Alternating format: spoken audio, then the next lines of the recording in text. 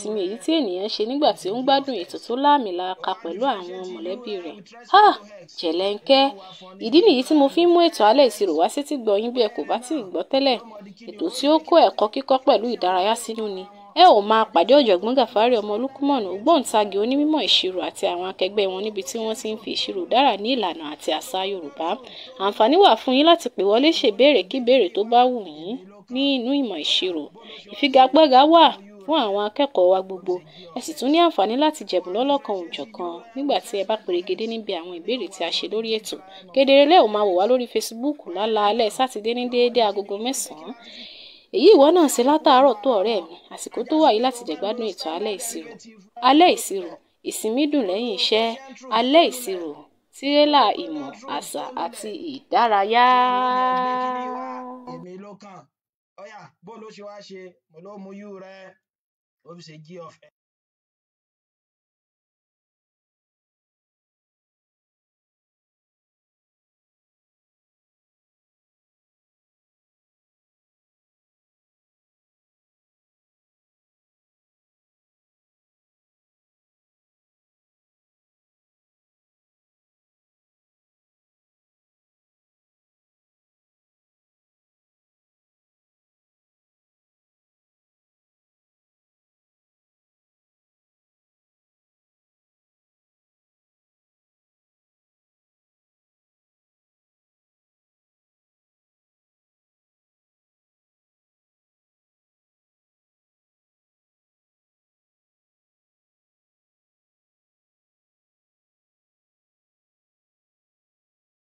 Ìgbà tá a bá ní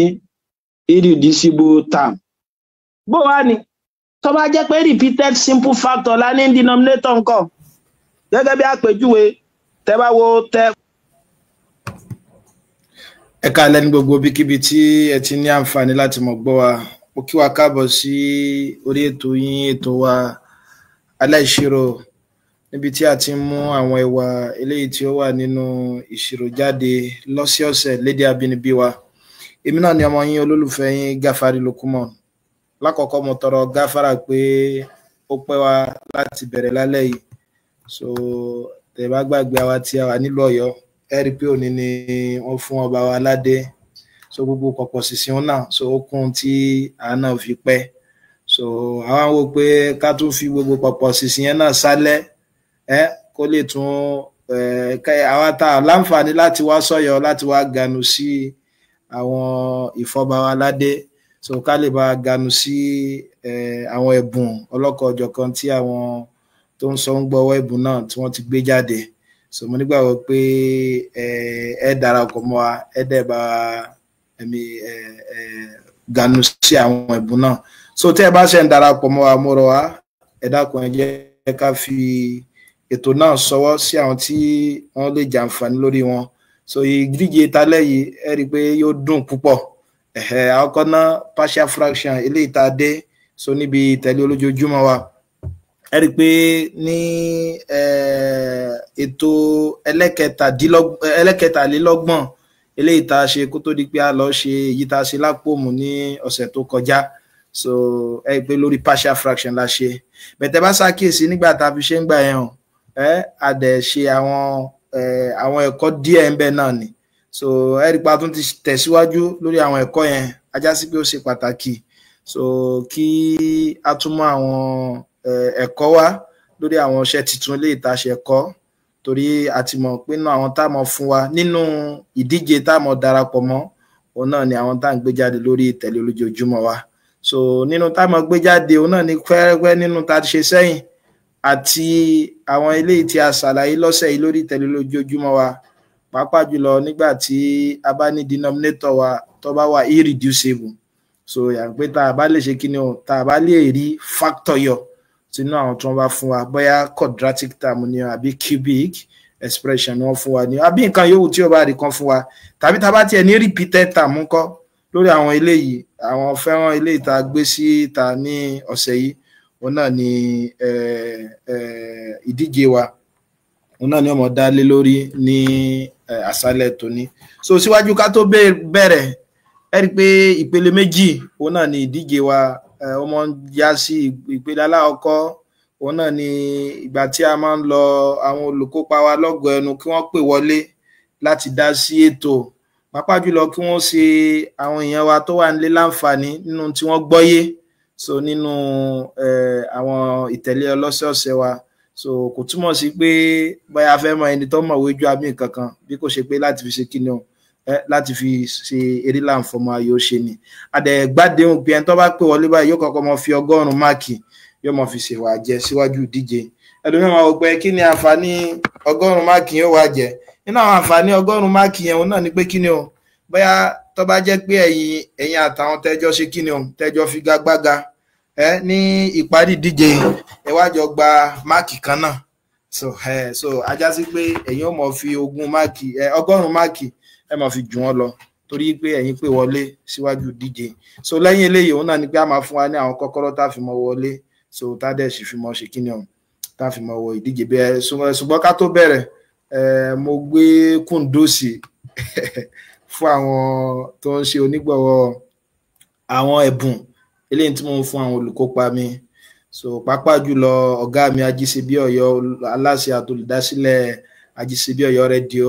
so Alhaji Abubakar Akanwo Amusa, ọ̀rẹ́ mi Hamid Ọmọ́táyọ̀, so Scholar Cousin, so Scholar Salami Hussein, dókítà Jọlá Oṣó, dókítà Adémọ́lá Adélékè, ọ̀jọ̀gbọ́n wa olóyè Ibrahim Muritala, ọ̀rẹ́ mi pa Abdulgafar Tiamiyo, Dr. Theorem, so ọ̀gá wa Timothy Ọ̀ṣuntọ́lá, olórí Yábọ̀dé, ọ̀gbẹ́ni Nafi Oyeyemi, so dókítà Saka Abdullahi, olóyè Fatai Olúṣọlá Bámidélé, so àti ọ̀gá wa Taofik Muraina, gbogbo yín pátápátá la dúpẹ́ fún. So bó ṣe kéré tó náà, so ẹ rí pé ẹ fi ń ṣe kíni o ẹ fi ń ṣèwúrí fún àwọn akẹgbẹ́ wa. Adẹ́tún rọ àti a bá fẹ́ ṣèwúrí fún wọn náà tó jẹ́ pé tó wa yẹn yóò lè mọ lọ ní déédéé, tó tá dẹ̀ fi mọ ṣèwúrí fún àwọn tó jẹ́ akẹgbẹ́ wa. Ẹ lè kàn sí mi pẹ̀lú Ọlọ́run bá a bá yín fi àwọn ẹ̀bùn tẹ́ bá fẹ́ fún wọn bóyá owó ni àbí nǹkan míì a bá yín fi jíṣẹ́ fún wọn. So ẹ dẹ̀ lè mọ ṣe kíni o ẹ lè mọ yẹ bí owó yẹn náà ṣe kíni o bó ṣe ń wọlé. Ẹ rí pé tẹ́ bá lọ sí orí ìkànnì WhatsApp wa ẹ rí àwọn tracker tó ń sọ bóyá iye tá gbà wọlé àti iye tá ti ná ń bẹ̀. So kí Ọlọ́run bá kí ọba rọ kó bá ara àwọn èèyàn tó ń ṣe ń gbọ̀wọ̀ rẹ̀ lọ́wọ́. Olóyè Abibullah Ọlálékan làwọn àlẹ́ṣẹ́ púpọ̀ tẹ́ darapọ̀ mọ́ àtẹ̀dẹ̀ bá fètò náà sọ́wọ́. Ọ̀gá mi Abdulfatai Mustapha ẹ ṣé púpọ̀ tẹ́ darapọ̀ mọ́ wa àdẹ̀kù ti ọba wa titun. So Ọlọ́run jẹ́ kí ìgbà wọn kó sọ gbogbo wa sówó àtayọ̀. So a máa bọ́ sí ìpele aláwọ̀kọ́ ní kánmọ́kánmọ́. Nọ́mbà tẹ́ mọ̀ pè sí òun náà ni ta ti mọ̀ yẹn ní WhatsApp wa, so 08162942400 pé kí lẹ́yìn gbọ́yé lórí ẹ̀kọ́ lọ́sẹ̀ẹ̀sẹ̀ wa fún tọ̀sẹ̀ tó yìí kẹ́dẹ̀ fi 100 máàkì ṣèbàjẹ́. ẹ ló ẹ ti wà lórí ètò, kí lórúkọ yín o? Hello.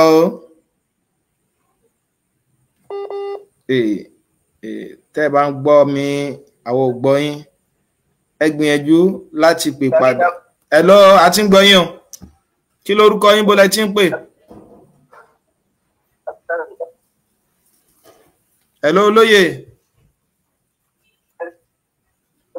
Hello olóyè, a ti ń gbọ́ yín báyìí, kí lórúkọ yín, bó lẹ ti ń pè o?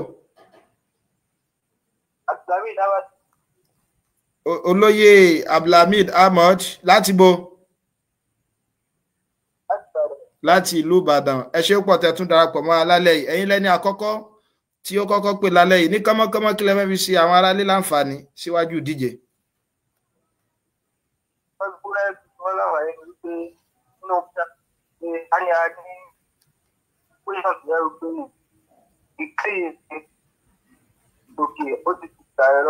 Okay.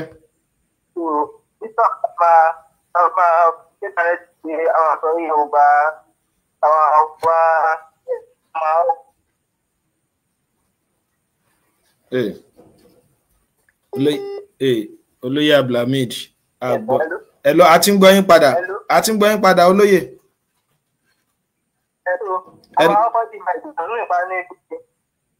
S raised power 3 plus 2x plus ọjà.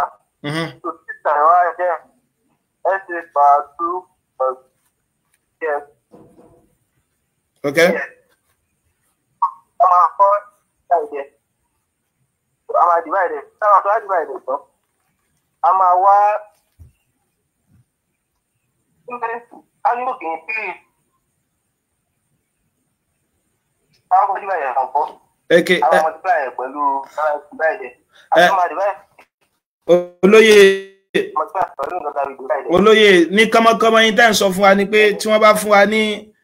improper rational expression adẹ̀ tí mo pé improper rational expression ní àwọn ní kíni o àwọn tó jẹ́ pé degree expression tó wà numerator tó bá ju degree expression tó wà ní denominator lọ aláma ní improper rational expression a lè ní proper rational expression náà a ní tàbá yẹ pé ìyàtọ̀ tó wà láàrin rational expression àti fraction tá a ti sábà mọ̀ tẹ́lẹ̀ ni pé rational expression wọ́n mọ̀ wá lágbọ́nrin expression níbi alágbọ́nrin term mo ti mọ̀ pé nísìnyí tí numerator mi tó bá kéré sí denominator mọ̀ pé proper fraction nìyẹn tí numerator mi bá ju denominator lọ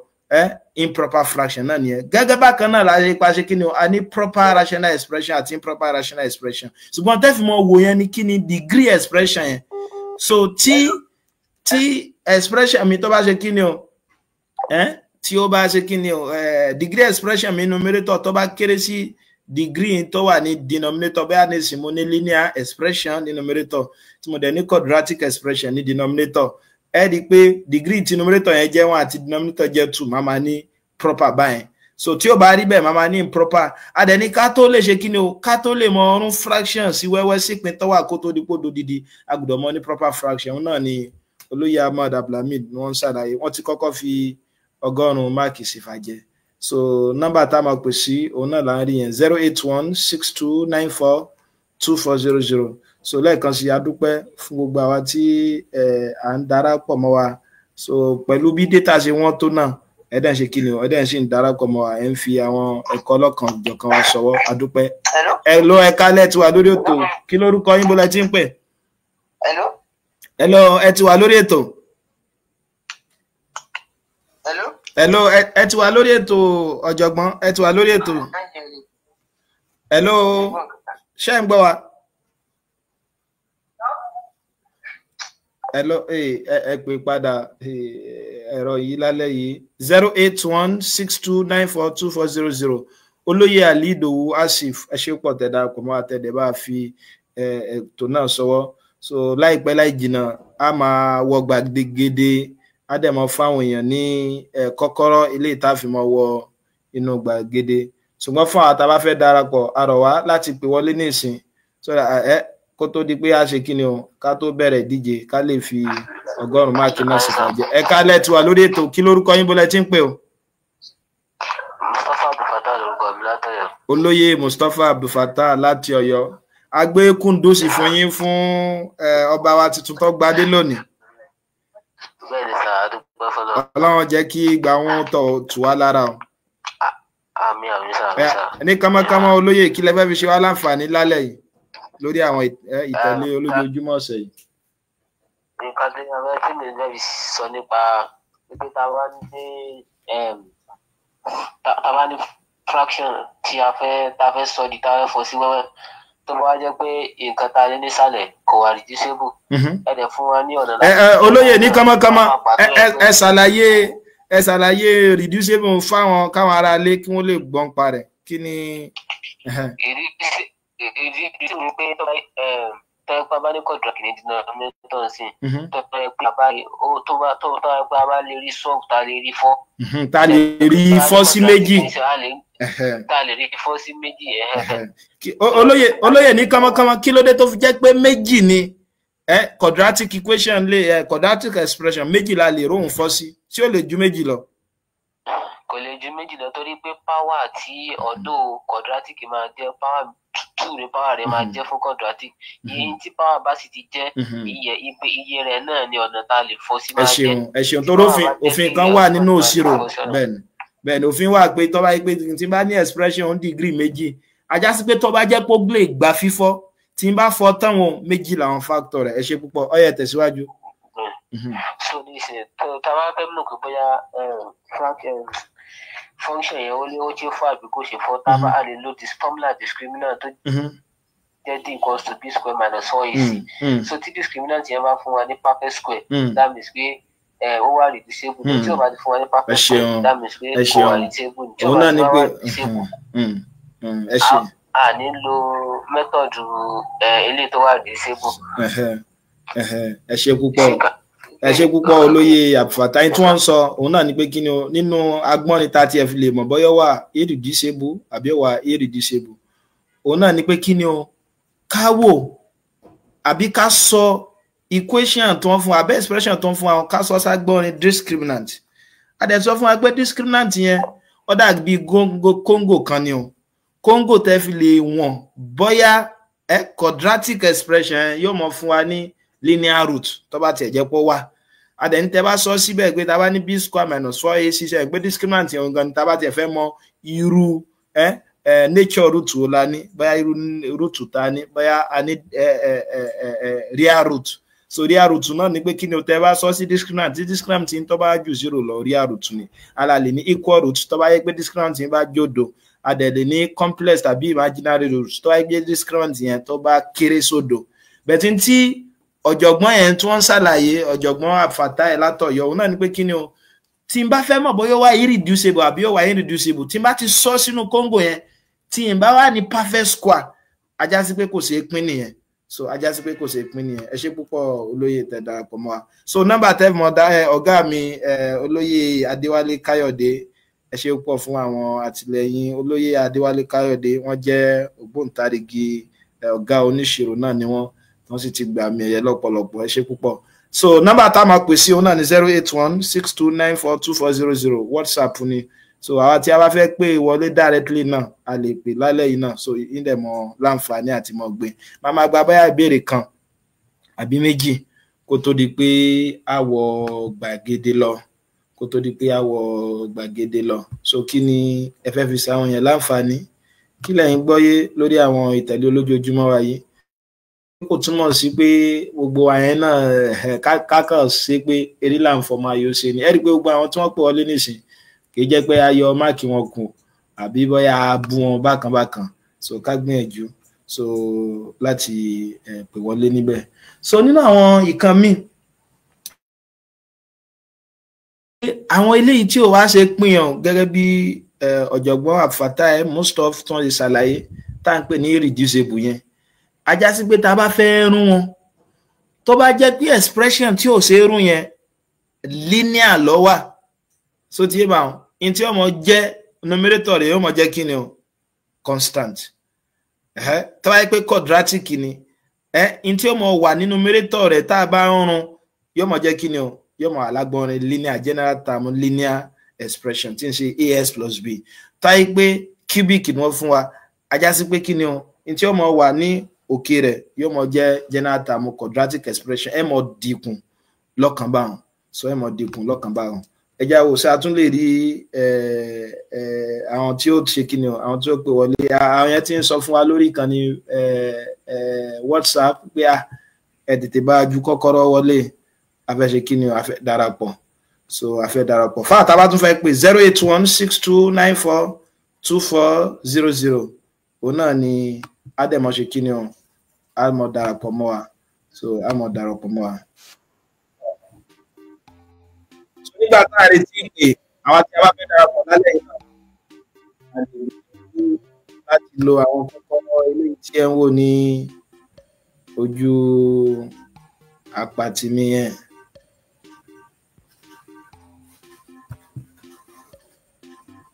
So kọ́kọ́rọ́ tí a fi mọ wọlé lénìí òun náà láti ń rí yàn.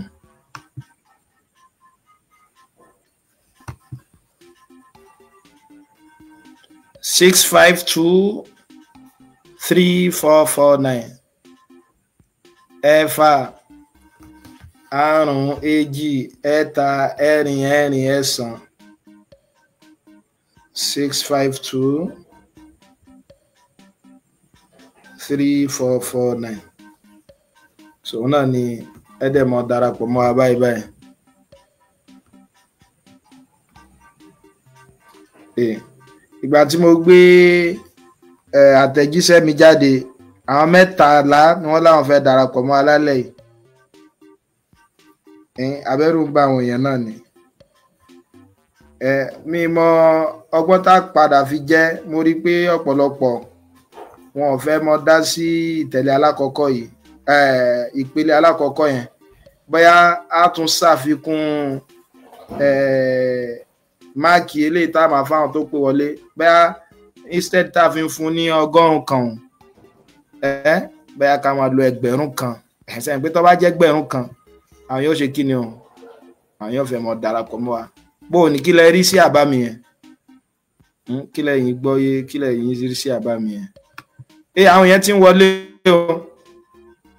àwọn yẹn ti wọlé àwọn 3 ni wọ́n ti wọlé ẹ má gbàgbé pé ẹ̀bùn wa lálẹ́ yìí yóò lé kínka ẹni tó bá ṣe ipò kíní so yóò mọ lọlé pẹ̀lú 5,000 so ipò kejì 3,000 ipò kẹta 2,000 so ipò kẹrin àti ipò karùn-ún 1,000 kọ̀ọ̀kan ẹ̀ẹ́dẹ́gbẹ́ 12,000 òun ni àwọn ó ń gbọ́wọ́ ẹ̀bùn náà wọ́n mọ̀ ṣe kíni wọ́n mọ̀ fi sọ lálẹ́ yàtọ̀ sí yẹn náà wọ́n máa gba kíni o wọ́n mọ̀ gba ìwé ẹ̀rí pé wọ́n tún yege jùlọ ẹ lè wò pé kò ní kókó ṣùgbọ́n ó lè padà láǹfààní lọ́jọ́ iwájú ẹ ṣé púpọ̀ fún gbogbo àwa tí a darapọ̀ ẹgbẹ́tẹ̀ bá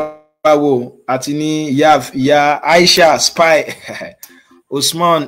Adesina Polypus Sofiola Blackie Mustapha àwọn 9 ọ̀nà ni màá sì mọ dúró fún bí àbí ìṣẹ́jú méjì àbí nǹkan kan ká tún ó báyàwó yẹn ó darapọ̀ ọmọ ìyá náà ti wọlé gẹ́gẹ́ bí mo ṣe sọ àwọn ìbéèrè yẹn ìbéèrè tó dùn ìmọ̀ràn lálẹ́ yìí náà ni ẹ ṣé púpọ̀ olóyè Adesina kahoot.it láfi mọ́ wọlé so ọpẹ́ mi ò dópin lọ́dọ̀ gbogbo wa bí data àwọn bó ṣe ṣe kíni o bó ṣe jẹ́ pé wọ́n tó náà Adesina gbìyànjú láti mú tọrọ kọ́bọ̀ láti fi darapọ̀ mẹ́tò náà àwọn 12 ni wọ́n ti wọlé báyìí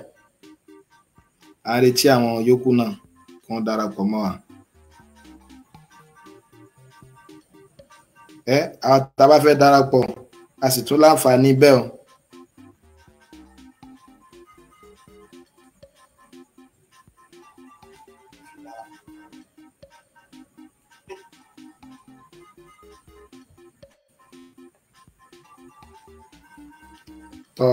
ẹ jẹ́ n gbà pé yìí nígbà tí a ṣe ń retí àwọn èèyàn tí ó darapọ̀ ẹ ti wà lórí ètò. ẹ kálẹ́ o. ẹ kálẹ́ kí lórúkọ yín bó lẹ ti ń pè o. mo ń pè láti Spain. láti Spain ẹ ṣé pọ̀ kí lórúkọ yẹn bá dárúkọ yín fáwọn aráalé. rí mo kàn ní pé kí mo fẹ́ jẹ́ kí àwọn èèyàn mọ̀ mo kàn ní pé kí pé ẹ kú gbìyànjú Olúwa san yín lẹ́san rẹ̀ fún iṣẹ́ ribi tí ẹ ń ṣe because nítorí kí n pè yín ni pé àwọn nǹkan tí ẹ ń ṣe yẹn Olúwa Ọlọ́run nìkan ló lè dúpẹ́ fún yín kò sí nǹkan táwa ẹ̀dá lè fi dúpẹ́ fún yín fún àǹfààní díẹ̀ tí àwa rí lórí àwọn orílẹ̀-èdè kọ̀ọ̀kan tá a ti dé èdè wọn ní a fi máa ń kọ́ ọmọ lẹ́kọ̀ọ́ wọ́n dẹ̀ máa ń yè gerege so irú tí ẹ ṣe ní ìsìn irú ẹ̀yin àjọ̀gbọ́n onímọ̀ ìjìnlẹ̀ Taofik àti irú ẹ̀yin bẹ́ẹ̀ àtàwọn kọ̀ọ̀kan bẹ́ẹ̀ náà ẹ gbìyànjú ẹ má dákẹ́ iṣẹ́ nǹkan tẹ́ bá tí wọ́n tẹ́ bá pàtàn lórílẹ̀‐èdè wa wọ́n máa pùtàn yín wọ́n máa ròyìn ìdílé yín ní ti dáadáa ẹ má ronú pé nìkan lè compensate yín tó bá wá Ọlọ́run ló mọ̀ọ́mọ̀ síbẹ̀ ilé yìí ló ṣe pàtàkì ẹ má káàárẹ̀ ọkàn torí pé àwọn èèyàn lẹ́yìn yé láti inú òkùnkùn lọ sínú ìmọ́lẹ̀ so tí mo fẹ́ jẹ́ kó yé yín nìyẹn because táwọn èèyàn bá ní ìmọ̀ àwọn tó tẹ́lómìíràn fi ṣiṣẹ́ nígbà tó bá ti nímọ̀ á mọ ọ̀nà láti wá ìdí ẹ̀mú rẹ̀ lọ́nà tó tọ́ àwọn nǹkan tó dùn lójú nílé ẹ̀kọ́ ilẹ̀ yìí fi ń yé wọn yìí so ẹ má káàárẹ̀ ọkàn ọkàn ní pé kí n kí ní pé kó sẹ́ni bíbí àtàwọn tó kún in lọ́wọ́ ẹ ṣé púpọ̀ olóye inú wa sì dùn inú wa dùn fún àwọn ìmọ̀ràn olówó iyebíye tẹ́ fún wa Ọlọ́run jẹ́ ká rí yín pẹ́ lórí ti dáadáa ẹ ṣé púpọ̀ ades àmúlò gbogbo àwọn ìtẹ fún wa olóyè tí wọ́n pè wọ́n ní àwọn ò fẹ́ dárúkọ àwọn láti orílẹ̀-èdè Spain ẹ ṣé púpọ̀ tẹ́ darapọ̀ mọ́ wa lágbọ́ Ọlọ́run bá pẹ̀lú àwọn ọ̀rọ̀ olówó ibi yín náà àti àwọn àdúrà yín náà nígbàgbọ́ pé àwa náà ní kẹ́tì Ọlọ́run bá dúró tì yẹn ṣé púpọ̀ alẹ́ òpẹ́ tún darapọ̀ mọ́ wa àmín kẹ́tùn bá fi tó náà sọ́wọ́. Mo máa ń follow program ní tẹ́lẹ̀ bọ́ tí ẹ mọ̀ kí ni mo mọ̀ ẹ mọ̀ Ọlọ́run nìkan ló lè ṣe ilé ẹ̀sẹ̀ ẹ̀ lè tí ì mọ pàtàkì tẹ̀ sí nísì ẹ̀yin kankan ń ṣe ni pé bóyá ẹ̀ lè tí ì mọ pàtàkì ẹ̀. Ìgbà tẹ́ ẹ bá ń dàgbàlagbà tẹ́ ẹ bá ń rí àwọn nǹkan tí Ọlọ́run ti lò ní sábà tẹ̀ sí ẹ̀yin kankan ò lè tí ì mọ̀ because èmi fúnra mi wọn pàtàkì ẹ ní Germany ní Spain ní Belgium ní Austria ní Italy ní Holland ní Finland ní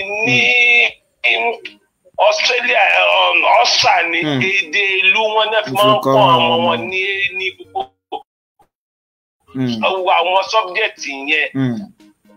wọ́n dẹ̀ máa ń mọ̀ tí ẹ bá fi èdè yẹn kẹ́kọ̀ọ́ ó máa yé èdè gbogbo nǹkan tó bá fẹ́ dẹ̀rò ju gbogbo àwọn tá a máa ń rò pé èdè ní èdè là ń kram sórí láti àmọ́ so bí ẹ ṣe ń fi èdè wa kọ́ wa yìí á jẹ́ kí ìmọ̀ yẹn kó dúró síbẹ̀ ní kò ní jókòó sá lọ lórí wa so Ọlọ́run aṣọ ilé sọ̀rọ̀ sí wọn. ẹ ṣé púpọ̀ olóyè inú wa dùn pé ẹ pè wá ó ti yé wa ẹ ṣé púpọ̀ olóyè ó dàrọ̀ so a máa mú ní kánmọ́kánmọ́ olóyè yìí ní láǹfààní láti mọ̀ gba ìpè mìíràn olóyè Abdulmalik Fatai mo rí pé tí ń gbìyànjú láti pè mí ṣùgbọ́n ká lè bẹ̀rẹ̀ ìdíje ní kánmọ́kánmọ́ ẹ rí pé táwa náà pèpè fún náà nìyẹn pé ká mọ̀ ṣe kí ni o ká mọ̀ kọ́ gbogbo ẹ̀kọ́ lédè àbínibí wa torí ìmọ̀ ìwádìí ó ti fìdí ìran hàn pé tẹ́ bá ṣàyẹ̀ ẹ̀kọ́ lédè àbínibí rẹ̀ yóò gbọ́ yé ju kẹlo àwọn èdè àtọ̀wọ́n wa lọ a dẹ̀ rí pé eléyìí náà làwọn náà ń ṣe àtàwọn akẹgbẹ́ wa àtàwọn ọ̀gá wa gbogbo ẹ̀rípa wọn náà dákọ̀ olóyè Taofik Adébáyọ̀ ọ̀jọ̀gbọ́n àgbà tí wọ́n ṣe sáyẹ́ǹsì ní Yorùbá so lára wọn náà ni ọ̀gá mi Adéwálé Káyọ̀dé tí wọ́n darapọ̀ mọ́ alẹ́ kan náà àtàwọn yẹn báyìí náà so n tí ọ̀jọ̀gbọ́n mú àwọn náà ni pé kí ni ká má kẹ́tì ká mọ̀ ṣe tiwa lọ fún Ọlọ́run ọba so mo rọ ara mi àti àwọn akẹgbẹ́ mi náà ká mú àwọn tí wọ́n sọ so ní òkúnkúndùn so ọyà ẹ jẹ́ ká mọ bẹ̀rẹ̀ àwọn mẹ́rìnlá HK dash ẹ káàbọ̀ ọyà ká mọ́ gbàgbé pé Kahoot yóò mọ fún wa ní máàkì tó yanrantí bí a bá ṣe yára sí tí a mọ̀ sí speed béṣì wa bá dẹ̀ ṣe kí ni o bó ṣe yanrantí tó so tí a mọ̀ sí accuracy ìbéèrè alákọ̀ọ́kọ́ fún òní wọ́n ní tá a bá ń rún partial fraction sí wẹ́wẹ́ tá a bá ń fraction sí ìpín tó wà kó tó dodidi tá bá ní linear fraction kan nísàlẹ̀ tó jẹ́ bí repeated linear fraction gẹ́gẹ́ bí x plus 2 squared kí ni ó máa require no term constant term one term two separate term ṣé kò ní sí term kankan àbí constant ni àbí term kan ni àbí term méjì ọ̀tọ̀ọ̀tọ̀ èwo níbẹ̀ àwọn mẹ́wàá àwọn náà ni wọ́n ti ṣe kí ni o àwọn náà ni wọ́n ti fi èsì wọn sọwọ́ àwọn mẹ́wàá náà ni wọ́n ti fi èsì wọn sọwọ́ ẹ rí pé àwọn àgbọ̀jẹ àwọn mẹ́rẹ̀ẹ̀rìnlá ni wọ́n gbà o lónìí ẹ̀já àwọn tí ó gbé egbò orókè o ẹ mọ́ gbà wípé ìbéèrè 15 là ń lọ ẹ̀já wo lọ gbàgede tọ̀ ẹ rí pé àwọn mẹ́rẹ̀ẹ̀rìnlá ni wọ́n gbà o ṣùgbọ́n tó jẹ́ yàtọ̀ náà ni pé kí ni o wọ́n fi ń gbéra wọn pẹ̀lú bí wọ́n ṣe yára sọ èsì wọn sí lẹ́yìn àfi sọ pé Kahoot yóò mọ̀ fún wa ní máàkì tó pọ̀ pẹ̀lú kí ni o pẹ̀lú bàbá ṣe yára sí pẹ̀lú bàbá dẹ̀ ṣe kí ni o bàbá dẹ̀ ṣe bí èsì wa bó ṣe yanrantí tó ọ̀rẹ́ mi tí Amiyu Abdulwasi Abu Jafar ẹ̀ṣẹ̀ pọ̀ tẹ̀dá àpòmọ́ Prince Adegoke Abdullah ẹ̀yin náà ṣeun ọ̀yà ẹja lọ sí ìbéèrè kejì tọ́kàn ẹgbẹ́ àwọn àgbọ̀jẹ̀ ni wọ́n wá lálẹ́ yìí wọn ò fẹ́ gbà ìbéèrè ẹlẹ́ẹ̀kejì wọ́n ní tí n bá ní polynomial méjì tí kan jẹ́ degree m tí kejì dẹ̀ jẹ́ degree n kí ni degree product àwọn méjèèjì ọmọ jẹ́ m plus n m divided by n mn m minus n. So ní pé tí bá ní degree méjì the polynomial méjì tí máa multiply wọn tí degree kan bá jẹ́ m tí degree ẹlẹ́ẹ̀kejì jẹ́ n tí bá multiply wọn tán láì tiẹ̀ láàjà àtàdé láì tiẹ̀ tí ṣe nǹkan kan kí ni degree product wọn mọ̀ jẹ́. Àtàbá tẹ̀ láwọn fẹ́ràn lójoojúmọ́ yẹn ẹ pé mo ṣe kí ni o mo ń sọ̀rọ̀ lórí rẹ̀ lọ́pọ̀lọpọ̀ gbà. tọ̀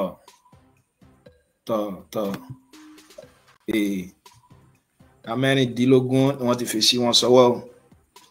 mẹ́rìndínlógún só lé ní iṣẹ́ yìí ò lè fà iṣẹ́ yìí ò lè fà àbí só lè fà ni ẹ mọ́ lulẹ̀ o kẹ́ lè rí owó yìí ganu sí èjì ọ̀kan n plus n àwọn tó mú mn rárá o òfin polynomial nìyẹn tí n bá ní polynomial méjì so tí yé bá wọn tí degree alákọ̀ọ́kọ́ tó bá jẹ́ m tí degree ẹlẹ́ẹ̀kejì bá jẹ́ n so tí yé product àwọn méjèèjì yà ní pé tá bá multiply àwọn polynomial méjèèjì ẹ̀ papọ̀ degree tí ọmọ padà fún mi m plus n ní ọmọ ní òun náà ni pé tí bá multiply linear factor linear expression tí bá multiply pẹ̀lú quadratic expression láì tiẹ̀ tí dára mi láàmú n tí máa ní lésì mi yóò mọ ní degree 3 yóò mọ jẹ́ cubic tó ní mo tún mọ̀ pé linear máa ń jẹ́ 1 quadratic máa ń jẹ́ 2 1 plus 2 yóò mọ fún mi ní 3 èèyàn mẹ́fà lọ́gbà ẹ̀yin ọ̀jọ̀gbọ́n ẹja wọ gbàgede ẹja lọ gbàgede káwọ ẹni tó ń lulẹ̀ káwọ ẹni tó ń lékè àmọ́ o àbí káwọ pé a padà mọ́ lẹ́yìn rẹ̀ àní Adésínà Spy Blackie sẹ́yìn dúdú ni ọ̀dà ẹ̀yà jẹ́wọ́ lálẹ́ yìí ọmọ ọ̀yá ọ̀dà bọ́ ọmọ ọ̀yá darapọ̀ mọ́ wa. Then gbàgede ń sọ fún mi pé Sọfíọlá wọ́n ti ṣe kí ni o wọ́n fẹ́ gba sí àrìn mọ́ àwọn yòókù lọ́wọ́. Ìbéèrè ẹlẹ́ẹ̀kẹta wọ́n ní tá a bá ní kí ni ìfọ́síwẹ́wẹ́ àwọn fraction tẹ́ ń wò yìí 1 divided by s minus 2 squared s plus 3 pé tẹ́ bá fọ́ fraction yìí sí wẹ́wẹ́ táàmù mélòó ní ọmọ ní ṣé mẹ́ta ni sọyọ kan ni ṣé méjì ni ṣé mẹ́rin ni ìwọ́nú rẹ̀ ẹgbẹ́ àwọn béèrè hàn olè àbọ̀rọ̀ àwọn tá ń darapọ̀ mọ́ wa lórí ìkànnì Facebook náà rí pé béèrè hàn lọ kódà àwọn ọ̀jọ̀gbọ́n mi ò tiẹ̀ jẹ́ kí béèrè hàn mẹ́ta ni hàn sẹ́mọ̀dí tó fi jẹ́ mẹ́ta alákọ̀ọ́kọ́ s minus 2 square repeated fraction ni hàn àbí mo lè kí ni mélòó ló wọ́n mọ̀ ní táàmù mélòó ni wọ́n mọ̀ ní níbi ìfọ́síwẹ́wẹ́ yẹn tá a bá rún tán méjì ni alákọ̀ọ́kọ́ mọ̀ jẹ́ bóyá bí a divided by s minus 2 ẹlẹ́ẹ̀kejì plus b divided by s minus 2 square then àwa ní linear factor kan yóò mọ̀ jẹ́ mẹ́ta papọ̀ 3 lansa àwọn mẹ́tàlá lọ́gbà àwọn méjì lulẹ̀ ẹja lọ gbàgede káwò bóyá gbàgede ọ̀yàtọ̀ sí ń tọ́wà tẹ́lẹ̀ ọ̀yàtọ̀ díẹ̀ náà ni ọmọ ọ̀yá àwọn bá lékè báyìí Blackie wà nípò karùn-ún olóyè Adésínà wọn gbà àmì tí ń jẹ́ a ò ṣùgbọ́n tẹ́ bá ṣàkíyèsí páàkì kéékèèké náà ni wọ́n fi ń gbéra wọn. Ìbéèrè ẹlẹ́ẹ̀kẹrin ẹ má bínú ẹ jẹ́ ń skipu ìbéèrè ẹlẹ́ẹ̀kẹrin yìí so torí kò yẹ kó jẹ́ pé ánsà méjì ni ó wà kò yẹ kó jẹ́ pé ánsà méjì ni ó wà ń bẹ̀.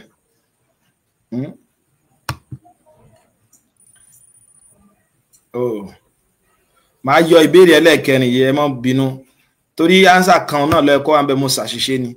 Ìbéèrè ẹlẹ́ẹ̀karùn-ún wọ́n ní tí n bá ní irreducible quadratic factor gẹ́gẹ́ bí s square plus 1 àti sọtúmọ̀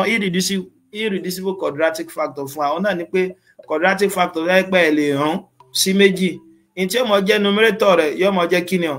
a into s plus b a plus b s plus c s square a plus bs ìwọ ní bẹ́ẹ̀.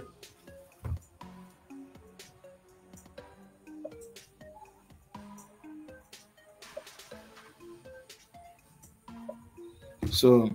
ìbéèrè ẹlẹ́ẹ̀kẹrin yẹn àti cancel rẹ̀ torí kí ni o torí èsì tó wà ń bẹ́ẹ̀ ó lè mọ yanrantí tó so àwọn méjì nìkan náà wọ́n fi answer wọn sílẹ̀. kẹ́kọ́ jẹ́ multi-select kan náà wọn náà lọ jẹ́ sí ṣé léyìí lé ní àtàwọn yẹn bá ti ń pẹ́ báyìí ẹ̀sán ẹ̀jọ èje ẹ̀fà àrùn bẹ́ẹ̀ ni a plus bs náà ni a plus bs náà ni ilé ẹ mọ́jọ́ dàrú torí yìí wọ́n mọ̀ fi padà fún ní as plus bs kò sì bá a mú báwọn ẹja rí gbàgede oléyà wọ́n bá wá sí òkè Adésínà wọ́n ṣe ipò kejì wọn padà Spy Sofia Ọlá HK dash àròjú ilẹ̀ látàárọ̀ HK dash ti wá o ìbéèrè ẹlẹ́ẹ̀kẹfà wọ́n ní èwo náà àwọn rational expression yìí ló wà improper ọ̀dà bíbèrè yìí náà jáde ní ọ̀sẹ̀ tó lọ yàtọ̀ sí pọ́jáde lọ́sẹ̀ tó lẹ́rìí pé mo tún ti sọ lé nínú kí là ń pè ní improper rational expression mo ní tá bá ní rational expression a lè pín sí improper ó dẹ̀ lè jẹ́ proper tó àwọn méjìlá wọ́n ti fi sí wọn ṣéṣẹ́ yìí lé ni ẹ rí i pé béèrè tí mo mú wa kò bùkátà láti lo gègé yẹn rárá bẹ̀tẹ̀ ẹ̀yin tẹ́ bá ń tẹ̀lé àwọn tẹ̀lé olójoojúmọ́ ọ̀hún ẹ̀yin lẹ lè ṣe kí ni o ẹ̀yin lẹ lè tètè gbá àwọn kan ní nẹ́tíwọ́ọ̀kì ń ṣe jàǹbá fáwọn ẹ mọ́ bínú ẹ jẹ́ ń fèdè lu aṣọ ẹ mọ́ bínú àmẹ́tàlá lọ́gbà bẹ́ẹ̀ ni sk plus 2s divided by s square plus 4s plus 5 òun ni ó jẹ́ o àti mọ̀ pé n tá a máa pè ní improper rational expression òun náà ni èyí tó bá jẹ́ pé kí ni o degree expression numerator yẹn tó bá ju degree expression denominator lọ ọ̀yà ẹjẹ́ àrí gbàgede gbàgede wà bó ṣe wà ní o olóyè a wọn gbà Adésínà àwọn náà gbà Spy Sofia Ọlá HK dash ọ̀yà torí àkókò ìbéèrè ẹlẹ́ẹ̀keje wọ́n ní èwo náà àwọn mẹ́tọ̀dù yìí là á máa ń lò láti fi lè ṣe kí ni o láti fi lè rún àwọn fraction kó tó di pa integrate wọn polynomial division eléyìí tó bá nira substitution all of the above gbogbo ẹ̀ completing the square èwo níbẹ̀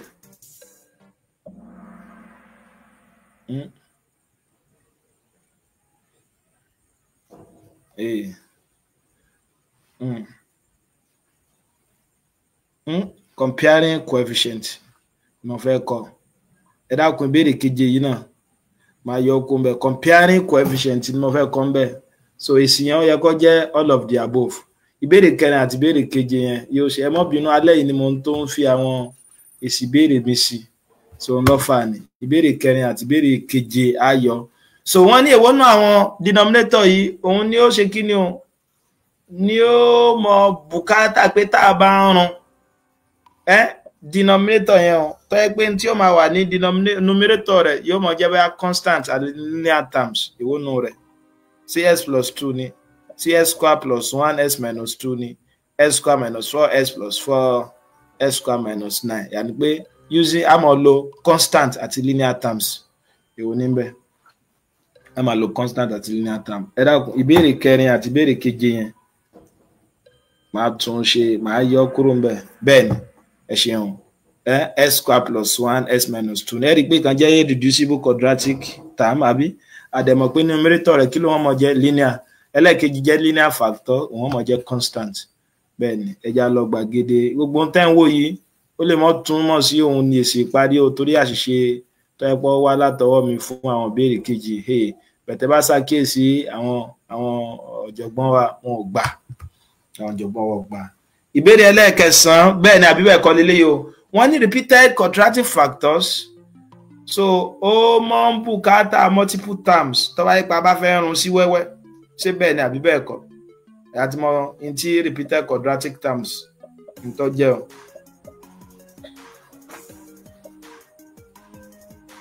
àbọ̀ṣẹ́jú lélẹ́yìí o àbọ̀ṣẹ́jú lélẹ́yìí bẹ́ẹ̀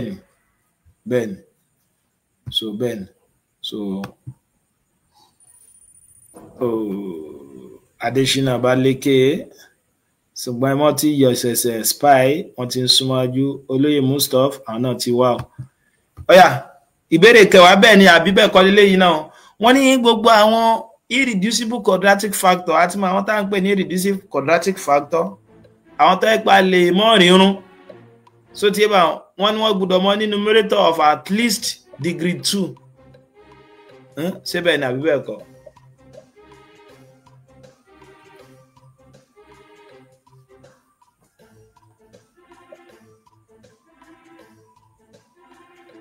ẹ má gbàgbé ìtumọ̀ at least ipe ó kéré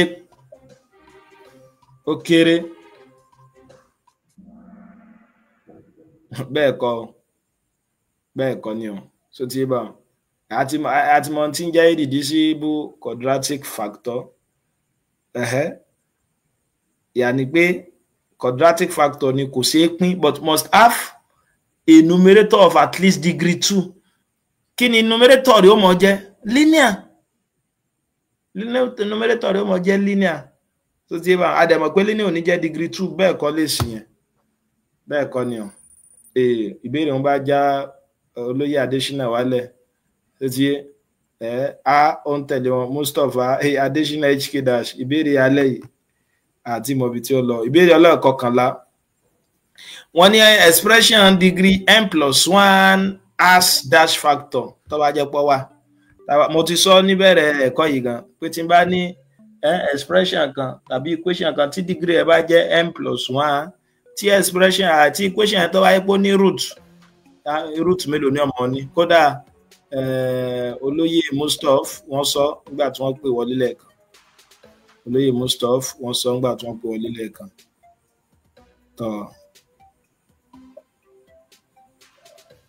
ẹ má gbàgbé ìbéèrè kẹrin àti ìbéèrè keje wọn so àti parẹ́ torí àwọn àṣìṣe tó wà ń bẹ a ní rìkọ́dù máàkì fẹ́ nìkan kan bẹ so torí àbòsí.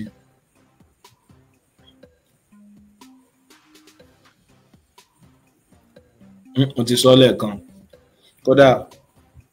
léyè Mustapha àwọn náà ṣe kíni o àwọn náà sọ ẹ dákun ẹjẹ aganu sí kíni kùndósì fún gbogbo yín o n+1 root n+1 factor táyé pé quadratic ni ẹ rí pé ńgbà tí olóyè Mustapha tí wọ́n sọ lẹ́ẹ̀kan wọn náà ní pé kíni o táyé pé quadratic ni a ti mọ̀ pé quadratic expression degree kíni mọ́ ní kíni highest degree rẹ̀ degree 2 ajá sí pé tó bá lè gba nírun factor mélòó la lè rí yọ ńbẹ̀ factor méjì yàní pé tó wáyé pé degree 3 lónìí factor mélòó la lè rí yọ ńbẹ̀ tó wáyé pé ó lè gba nírun mẹ́ta tó wáyé pé degree n+1 náà ńkọ́ yóò mọ̀ jẹ́ kí ni o n+1 factor tó wáyé pé ó lè gba nírun Sọfíọlá ọba wa lókè díẹ̀ so wọ́n já HK dash wá sẹ́lẹ̀ àmẹ́ntí ń jẹ́ spy ọ̀yà ìbéèrè tó tún sún kan ìbéèrè ẹlẹ́ẹ̀kejìlá mo tún ṣàṣìṣe níbi eléyìí fa máa gbóhùn náà kú ń bẹ́ẹ̀ tó bá ti gbé wá máa gbé kúrò ń bẹ́ẹ̀ ẹ má bínú eléyìí bùkátà torí mo tiẹ̀ ti yọ kú ń bẹ́ẹ̀. ìbéèrè ẹlẹ́ẹ̀kẹtàlá wọ́n ní rational function 5 divided by x square minus 1 tá a bá fẹ́ ṣe kí ni o tá a bá fẹ́ run ọ̀nà ọlá lè gbà run kí ni ó mọ jẹ́ ní rírun rẹ̀ láì tí ẹ̀ jẹ́ pa tí ṣe a divided by x plus 1 plus b divided by x minus 1 as plus b s plus 1 s minus 1 a divided by x square plus b divided by minus 1 a divided by s plus 1 s plus 1. So a ni o a divided by s plus 1 plus b divided by s minus 1. Torí ẹ mọ́ gbọ́ s square minus 1 sí reducible quadratic factor. Ṣé mo dìtẹ̀ fi ní gbọ́ yé bẹ́ẹ̀ s square minus 1 difference of 2 square. Mo dẹ̀ mọ̀ pé difference of 2 square mi s square minus 1 yóò mọ jẹ́ s plus 1 s minus 1. Òun náà ni HK dash bá gba iwájú wọn já olóyè Adésínà wá sí ilẹ̀. Ọ̀yà ìbéèrè ẹlẹ́ẹ̀kẹrìnlá wọ́n ní láti mọ̀ wá àwọn unknowns tó wà nínú partial fraction wa ní tá a máa lò ní pé a máa integrate ṣé a máa integrate ni ṣé a máa lo elimination method ni ṣé a máa lo factorization method ni àbá máa lo substitution àti comparison of coefficients bẹ́ẹ̀ ni comparison of coefficients ni ẹ ṣe púpọ̀ ìbéèrè parí fún tòní tá a fi mọ ẹ tó gbégbó orókè ọ̀yà ìbéèrè ẹlẹ́ẹ̀kẹ́ẹ̀dógún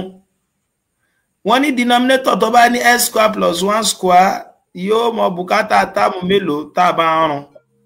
ṣé méjì ni ṣé mẹ́rin ni ṣé mẹ́ta ni sọyọ̀kan ni èwo ń bẹ jẹ́ pé irreducible ni ó tún wá jẹ́ repeated fraction.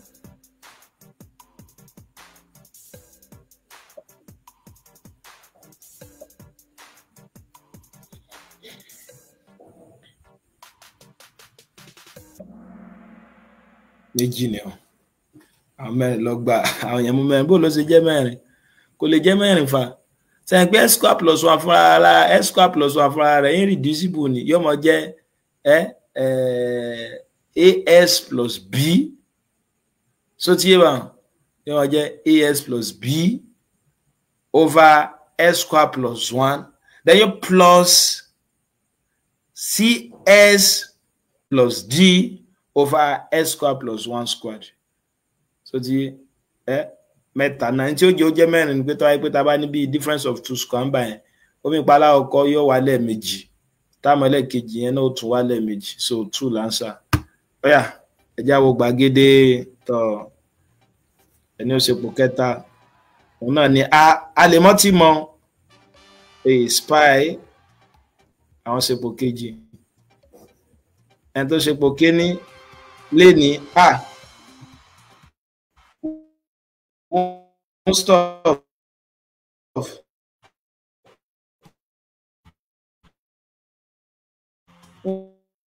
gbóná wọ́n ti tètè fowó àwọn àmẹ́ni tí ó ṣepò kẹta ọ̀yà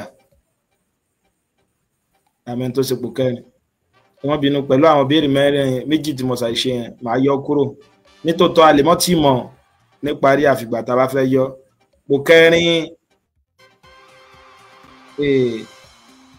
pò kẹrin hk dash pò karùn-ún olóyè Adésínà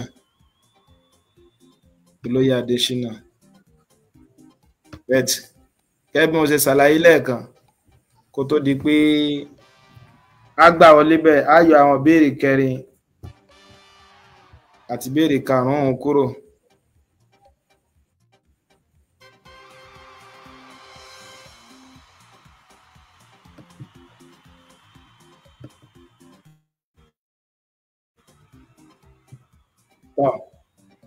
Báyìí láti mọ dúró ní alẹ́ tòní sáré ẹnìkan àrípè kan àbómìíràn bóyá lọ́dọ̀ àwọn olùdíje bó ni wọ́n rí ètò talẹ́ tòní sí so lè ní àbúrọ̀ nọ́mbà tá a máa pè sí ọ̀nà ní 08162942400 08162942400 so wọn náà la máa pè sí ẹ lè máa pè wọlé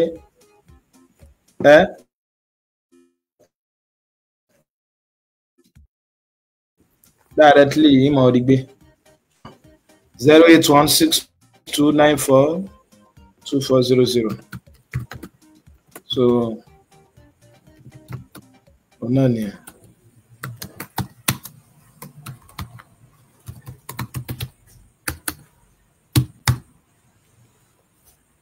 ọ̀nà ni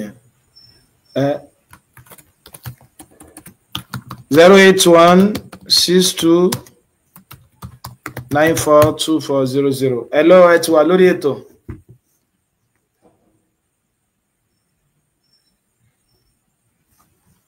Hello ẹ dákun àwa tí a sì ń pè yẹn ẹ jẹ́ ká gbìyànjú láti pè padà tá bá yẹ pé ẹ̀yin gbọ́ wa àwọn ò gbọ́ yín 08162942400 bẹ́ẹ̀ ni ṣùgbọ́n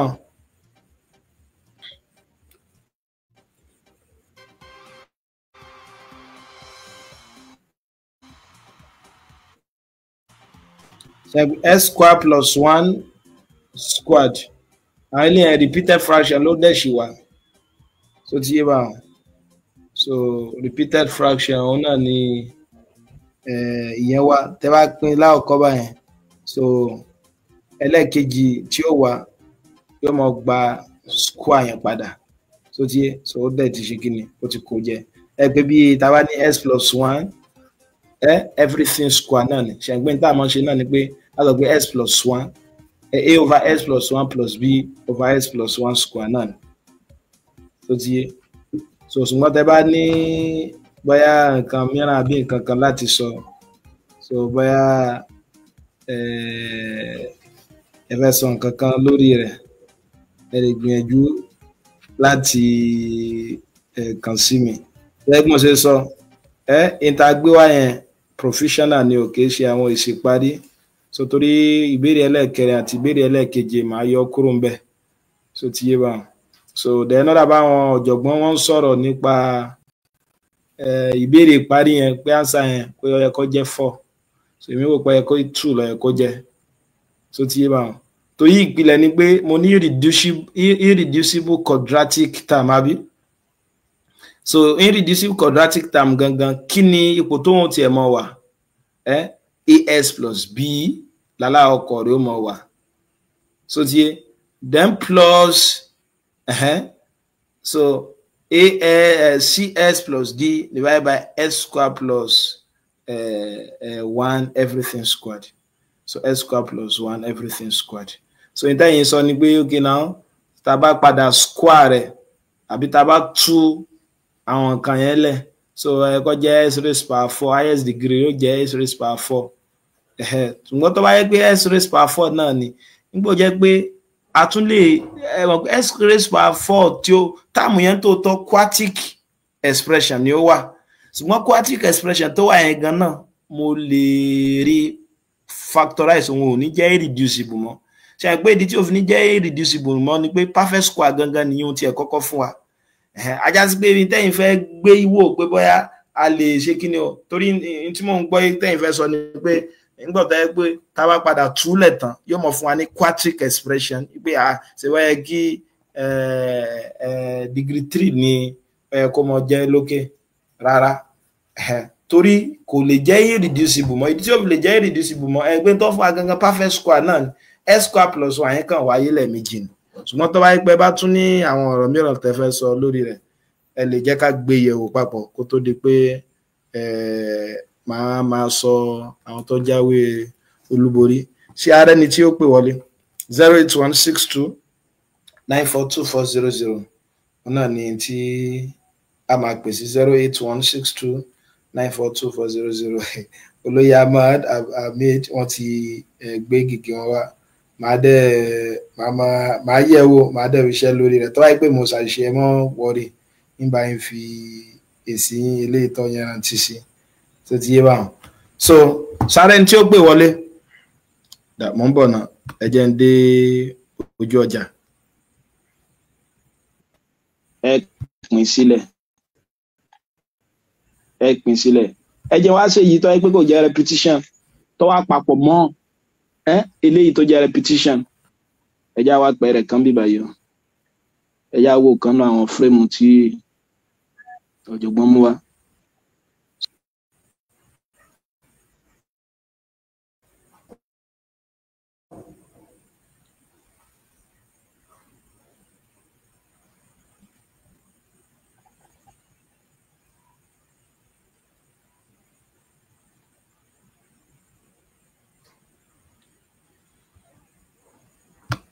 ǹjẹ́ tẹ́lẹ̀ yẹn bá yé wa bó wá ni o àti ṣe ìgbà tá a bá ní irreducible term bó wá ni tó bá jẹ́ pé repeated simple factor la ní denominator ńkọ́ gẹ́gẹ́ bí àpèjúwe tẹ́ bá wo frame 32 ọ̀jọ̀gbọ́n ní ká resolve eléyìí náà resolve 335x minus 14 7x minus 2 square partially òun náà ni pé ká wá ìpín tó do dídí yẹn ká wá ìpín tó do dídí yẹn in tí wọ́n dẹ̀ sì fún wa léléyìí o 35s minus 14 7s minus 2 everything square kí mo lẹ́yìn kọ́ mọ kíyèsí ìpèsè degree numerator kéré sí degree denominator bẹ́ẹ̀ ni numerator degree ẹ̀ ń bíbá yìí wọ́n á ní o degree denominator dẹ̀ sì jẹ́ kí ni degree denominator jẹ́ 2 ìgbà tí mo ti mọ̀ bẹ́ẹ̀ ajá sí pé mo lè tẹ̀síwájú ṣùgbọ́n tẹ́ bá kíyèsí dáadáa ẹ rí i pé ìta ní linear factor náà la ní denominator tòótọ́ ṣùgbọ́n jẹ́ bí repeated fraction a ní 7s minus 2 ẹ wá ní sọ pé a divided by 7s minus 2 plus b divided by 7s minus 2 mọ́ ẹ̀ ní sọ bẹ́ẹ̀ mọ́ claytef ní sọ bẹ́ẹ̀ mọ́ tẹ́ bá ti ní repeated fraction báyìí òun náà ní pé kí ni o tó bá jẹ́ pé power yìí 2 ni in tí ó mọ̀ túmọ̀ sí náà ni pé part yẹn náà méjì la mọ̀ ní one tọ́dẹ̀ sì jẹ́ kí ni degree denominator jẹ́ 2 ìgbà tí mo ti mọ̀ bẹ́ẹ̀ ajá sí pé mo lè tẹ̀síwájú ṣùgbọ́n tẹ́ bá kíyèsí rẹ̀ tẹ́ bá kíyèsí dáadáa ẹ rí i pé ìta ní linear factor náà la ní denominator tòótọ́ ṣùgbọ́n jẹ́ bí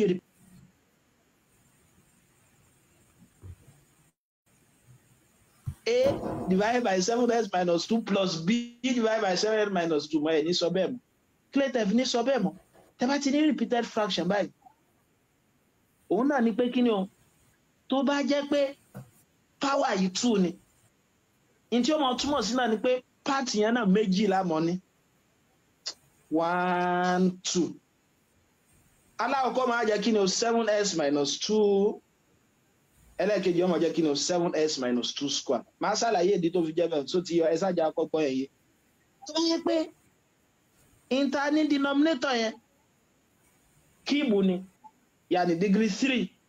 ajásípé tí ó mọ jẹ́ denominator àwọn part yẹn mẹ́ta ni o part mẹ́ta lámà ni o plus tàlákọ́ máa jẹ́ kí ni o 7s minus 2 7s minus 2 squared 7s minus 2 everything raised by 3 bóun tó bá yẹ pé raised to power 5 ńkọ́ máa ní part márùn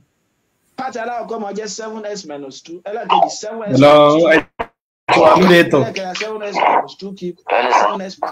lórí ètò olóyè. Nípa question 4 àti question 5 pé mistake wà bẹ́ẹ̀ mo pé kí wọ́n ní bá ṣe demonstration ti question ẹ̀ kẹ́ bá send ẹ̀ sí fún mo ti yé mi máa ṣe bẹ́ẹ̀ ìdí tí kẹ́ pé ẹ̀rọ wà níbi kíní ẹ̀ tó nínú ní Kahoot yẹn ṣe àpáǹsà kan lọ ẹ kó wà ẹtìgẹtẹ báyìí so ibi ṣàṣìṣe mo lọ tẹ nǹkan méjì so tí bá ti tẹ nǹkan méjì yẹn multiple answers ló gbé wá so by implication òun náà ni pé ó fi pẹ́ tó bá mú answer tí ò tọ́ náà Kahoot ó fún ní yóò kà fún so mi lè fẹ́ kí nǹkan yẹn ṣẹlẹ̀ so máa fi cancel méjèèjì bẹ́ẹ̀ mo rí pé kí n tó skip ìbéèrè yẹn mo rí pé méjì ti dáhùn ìbéèrè yẹn so máa cancel àwọn yẹn ẹ̀ tí máa ṣe bí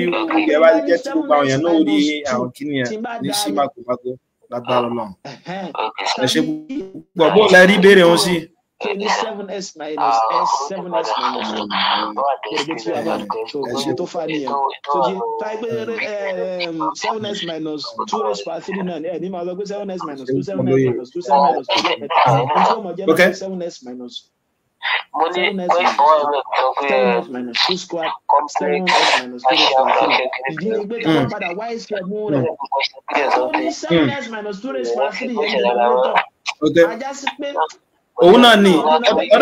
òun náà ni mo ní máa cancel báyìí ẹ rí i pé in tí mo fẹ́ sọ ń bẹ̀ náà ni pé